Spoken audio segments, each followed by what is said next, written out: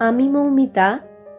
আমার কবিতা পাঠ চ্যানেলে আমার সকল শ্রোতা বন্ধু এবং দর্শক বন্ধুকে আন্তরিক শুভকামনা জানিয়ে আজকের গল্প পাঠ শুরু করছি। আজ আমি আপনাদেরকে পাঠ করে শোনাব আশাপূর্ণা দেবীর লেখা একখানি চমৎকার ছোট গল্প। গল্পের নাম মণিকোঠা। আমার অনুরোধ রইল গল্প পাঠ শোনার জন্য। রোজকারই মতো আমার পুরনো কথাগুলি একবার সংক্ষেপে বলে নিচ্ছি। যদি আমার গল্প পাঠ আপনাদের ভালো লাগে অনুগ্রহ করে লাইক শেয়ার করবেন। যারা এখনো আমার কবিতা পাঠ চ্যানেলটি সাবস্ক্রাইব করেননি তাদের অনুরোধ সাবস্ক্রাইব করে সাথে থাকার। আর আপনারা আপনাদের মূল্যবান মতামত কমেন্ট বক্সে জানিয়ে আমাকে অনুপ্রাণিত এবং সমৃদ্ধ করবেন, এও আমার অনুরোধ। ধন্যবাদ। শুরু করছি আজকের গল্প মণিকোঠা।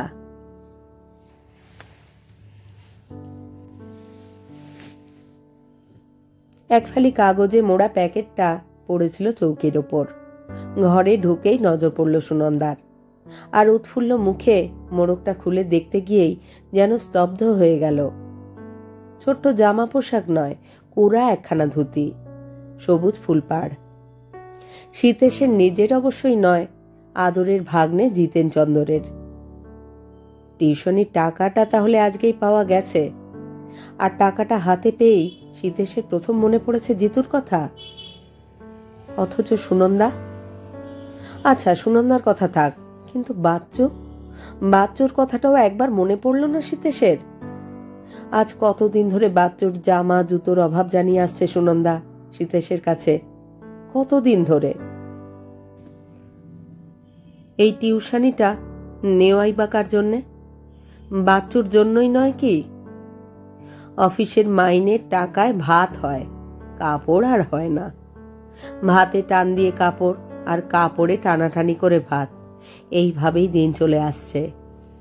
তবু 8 টাকার টিউশনি শুনে নাকি লজ্জায় মাথা কাটা গিয়েছিল শীতেশের। শুধু সুনন্দাই সেই লজ্জাকে দাঁড়াবার ঠাঁই দেয়নি অন্য লজ্জার ছুঁচ বিধিয়ে। অবশ্য সুনন্দার যুক্তিই জোরালো যুক্তি আর ধারালো মন্তব্যের সাহায্যে টিউশনিটা শীতেশকে নিতে বাধ্য করিয়েছিল সুনন্দা। আর কথাও সত্যি, একটা মাত্র ছেলেকে, 3 বছরের বাচ্চা একটা ছেলেকে যে বাপ ছেঁড়া জামা পরিয়ে রেখে দেয়, সে আবার লজ্জা কথাটা মুখে আনে কোন লজ্জায়? অতএব টিউশনিটা নিতে হয়েছিল শীতেশকে। তার ফলাফলেই প্রথম টাকাটা পেয়ে কিনা বাচ্চুর জামা জুতো খেলনা খাবার কিছু না, বুড়ো হাতি ভাগ্নের জন্য কাপড়। স্তব্ধ হয়ে বসে রইল সুনন্দা। কি কাজে ঘরে ঢুকেছিল সে আর মনে রইল না। শীতেশ বাড়ি এলে একটা কাণ্ড কারখানা করবেই সে। কেন সে এত অবিচার সইবে? নিজের স্ত্রী পুত্রকেই ভালো করে খেতে পড়তে দেবার ক্ষমতা যার নেই, তার আবার এত মনুষ্যত্ব দেখাবার শখ কেন? 18-20 বছরের দস্যি ভাগ্নেকে বসিয়ে খাওয়ানোর মতো মনুষ্যত্ব? বাচ্চুর যেটুকু ন্যায্য প্রাপ্য, তা থেকে বাচ্চু বঞ্চিত হবে কেন? এই জিতুকে যদি পুষতে না হতো, সেই খরচে বাচ্চুকে রাজার হালে রাখা যেত। শীতের সুনন্দা বাচ্চু নির্ঝঞ্ঝাট সংসার। নিজেরা দুজনে সমস্ত স্বার্থ ত্যাগ করে ছেলের যত্ন করত তারা। কিন্তু মাঝখানে ওই এক আপদ, ওই জিতু, ওর খাওয়া পড়ার খরচ, ওর পড়ার খরচ। তাও না হয় আছে থাক, কিন্তু তা তো নয়। শীতেশের যেন সবটা প্রাণ জিতুর ওপর। মা বড়া ভাগ্নের ওপর যথোচিত কর্তব্য হচ্ছে না বলে বাবু যেন একেবারে লজ্জায় মরে যাচ্ছেন। কাপড়খানা এনে রেখেই ভয়ে ভয়ে চলে গিয়েছিল শীতেশ। বুঝেছিল সুনন্দা রেগে যাবে, কিন্তু এত বড় ঝড়ের সামনে পড়বার জন্য প্রস্তুত ছিল না। চোরের মতো গুটি গুটি ঢুকেছিল সে। ওকে দেখেই সুনন্দা যেন ফেটে পড়ল। বাচ্চুর একটা বুক ছেঁড়া জামা 2 হাতে মেলে ধরে চিৎকার করে উঠল, দেখতে পাচ্ছ, চোখ বলে জিনিস আছে। ঝিয়ের ছেলে মেয়েকে দেখেছো কখনো এমন জামা পরতে? বলো বলো, মুখ ফুটে বলো। বেশ, তোমার ক্ষমতায় যখন কুলোয় না, তখন আমি ভার নেব। বাসন মাজার চাকরি নেব, বুঝলে? বাসন মাজার চাকরি। টু শব্দ করতে পারবে না। তুমি দিও তোমার যথা সর্বস্ব তোমার ওই আদরের ভাগ্নেকে, যাকে দিলে প্রাণ ঠান্ডা হবে তোমার। সীতেশ ব্যাকুলভাবে বলে ওঠে, দোহাই তোমার নন্দা, জিতু যদি এসে পড়ে শুনতে পায়। পেলো তো বয়েই গেল, মিছে কথা তো বলছি না আমি। কোনো সংসারে কেউ কখনো শুনেছে যে বাড়িতে কচি ছেলের দুধ জোটে না, সেখানে দস্যি জোয়ান একটা ছেলে বসে বসে খায়? যেখানে বাচ্চা ছেলের গায়ের জামা হয় না, সেখানে ভাগ্নের কাপড় আগে আসে? সীতেশ ম্লানভাবে বলে, সেদিন তো দেখলাম জিতু একখানা কাপড় পরেছে, একেবারে ছেঁড়া কুটি কুটি। সুনন্দা মুখ ফুটে বলে না তো কিছু, বরং আমাদের চোখ এড়াতে ঘরের মধ্যে 4 ভাঁজ করে শুকোতে দিয়েছে। তাই আমি ভাবলাম এ মাসে ওর একটা কাপড় কিনে আনি। সুনন্দা কিন্তু স্বামীর এই ভাবালুতা গ্রাহ্য করে না। তীব্র কণ্ঠে বলে ওঠে, আহা, দরদের মাত্রা বেশি থাকলে সাধারণ জিনিসও অসাধারণ মনে হয়। ঘরে কাপড় শুকোতে দিয়েছে হাতের আলস্যে, ও কিছু বলে না বলে প্রাণ ফেটে যাচ্ছে তোমার। আর যে বেচারা অবোধ শিশু বলতে জানে না, তার কথা তোমার মনে এক তিল বেঁধে না কেমন? তাই তার দরকারটা। হঠাৎ আবেগে আর উত্তেজনায় কথা থেমে যায় সুনন্দার। চোখ ফেটে জল আসে। পুরুষের চোখ ফাটতে নেই, তাই শুধুই ব্যথাহত স্বরে বলে সীতেশ, যে বলতে জানে না সে তো বুঝতেও জানে না নন্দা। ছেঁড়া পড়ায় কত লজ্জা, কিন্তু যে জানে তার যন্ত্রণা কত গভীর বলতো। ও বুঝতে পারে না, কিন্তু আমি তো পারি। বুঝবার ক্ষমতা আছে তোমাদের। বলে চোখ মুছে উঠে পড়ে সুনন্দা। উঠে ট্রাঙ্ক খোলে। ট্রাঙ্কটার মধ্যেই তার প্রসাধনের সামান্যতম সম্বলগুলি সযত্নে রক্ষিত। সরু সুতার মতো চিকচিকে একটু হার।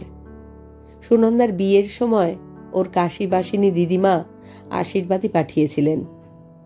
সব সোনাদানাগুলি অভাব মিটোতে মিটোতে গেছে, শুধু এইটুকুই এ পর্যন্ত প্রাণ ধরে নষ্ট করতে পারেনি সুনন্দা। এবার করবে। লুকিয়ে বেচে ফেলে আশা মিটিয়ে কিনে আনবে বাচ্চুর জন্য জিনিসপত্র। কি হবে তার দিদিমার স্মৃতিচিহ্ন তুলে রেখে? যদি বাচ্চুর মুখে তুলে দিতে না পারে একখানা ভালো বিস্কুট, হাতে তুলে দিতে না পারে একটা খেলনা, গায়ে পরাতে না পারে দুটো শৌখিন জামা, চেনাপাড়ায় পাওয়া যাবে না। চেনাপাড়া নয়, নতুন পাড়া। জানা দোকান নয়, অজানা দোকান। হয়তো 5-7 টাকা ঠকাই হলো, তবু হাতে তো এলো 62টি টাকা।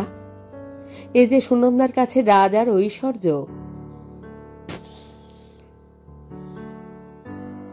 টাকাটা নিয়ে বেশ ভারিক্কি চালে একটা জামার দোকানে গিয়ে বসল সুনন্দা।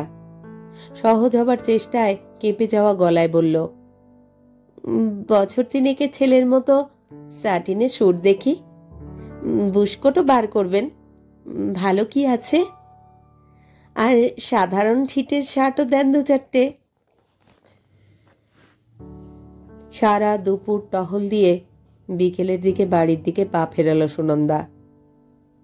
ওদের নিচের তলার ভাড়াটেদের বউয়ের কাছে ছেলেটাকে গচ্ছিত রেখে এসেছে। এতক্ষণ কি করছে কে জানে। সারা দিনের ক্লান্তি, তবু খুশির জোয়ারে পা চলেছে জোর কদম। প্রাণ ভরেই কিনে নিয়েছে সে বাচ্চুর জিনিস। 6টা শার্ট, 4টে বুশকোট, শাটিনের স্যুট, জুতো, মোজা, গেঞ্জি, বিস্কুটের টিন, চকোলেটের কৌটো, বড় রঙিন বল, আর নিজের জন্যে একটা শাড়ি। ভারী লোভ হয়েছিল শাড়িখানা দেখে। হালকা চাপা রঙের উপর কালো নকশা পাড়। অনেকদিন থেকে এমন একখানি শাড়ি পরবার লোভ ছিল। এই শাড়ি পরে সাটিনে স্যুট পরা বাচ্চুকে কোলে করে ওদের মামা ভাগ্নেকে দেখিয়ে ঘুরে বেড়াবে সুনন্দা, ওদের দেখিয়ে বল খেলবে খোকার সঙ্গে। খুশি ঝলমলে মন নিয়ে বাড়ি ঢুকলো সুনন্দা।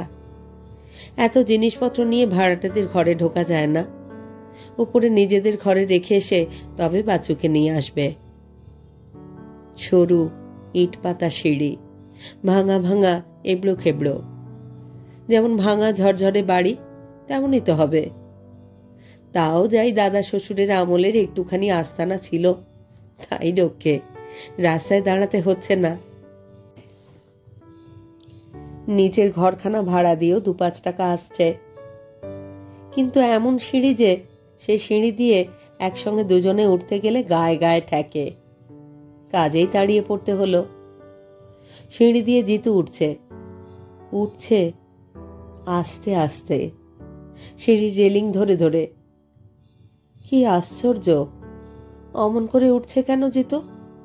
হাঁটু দুমড়ে 10 মিনিট ধরে এমনি করেই ওঠে নাকি ও? কই, সুনন্দা তো কোনোদিনও লক্ষ্য করেনি। উপর দিকে চেয়ে হাঁ করে দাঁড়িয়ে থাকে সুনন্দা।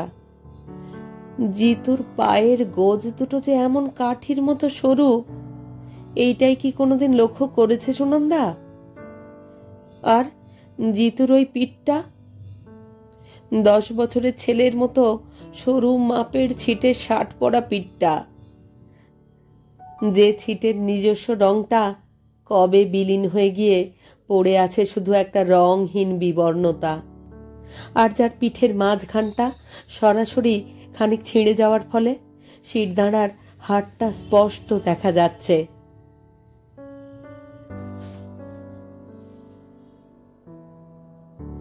সিঁড়ির নিচের ধাপে স্তব্ধ হয়ে দাঁড়িয়ে থাকে সুনন্দা। জিতু উঠে চলে গেলেও থাকে, যেন নড়বার ক্ষমতা নেই ওর, যেন জিতুর ছেঁড়া জামার অন্তরাল হতে উঁকি মারা তার শিরদাঁড়ার হাড়টা নিষ্ঠুর ব্যঙ্গে সুনন্দার মুখের উপর একটা চাবুক মেরে গেছে। সিঁড়িতে জায়গা হয়েছে এখন, তবু উঠতে পারল না সুনন্দা। সিঁড়ির সামনেই যে জিতুর ঘর, এই নতুন নতুন প্যাকেটগুলো নিয়ে জিতুর ঘরের সামনে দিয়েই পার হতে হবে তো। কিন্তু জগতে একমাত্র লজ্জাহীন কি শুধু সুনন্দাই? চোরের মতো চুপি চুপি রান্নাঘরের এক কোণে প্যাকেটগুলো নামিয়ে রাখে সুনন্দা। শুধু ওর থেকে বেছে তুলে নেয় শাড়ির প্যাকেটটা, হালকা চাপা রঙের উপর কালো ফুলপাড়ের সেই শাড়িটা। ব্যাগ থেকে ক্যাশ মেমোর গোছা বার করে সন্তর্পণে বেছে বার করে নেয় শাড়ির ক্যাশ মেমোটা। না, কেউ দেখতে পায়নি এখনো। চোরের মতোই চুপি চুপি ফের বেরিয়ে গেল সুনন্দা বাড়ি থেকে, ছেঁড়া চটিটা টিপে টিপে নিঃশব্দে।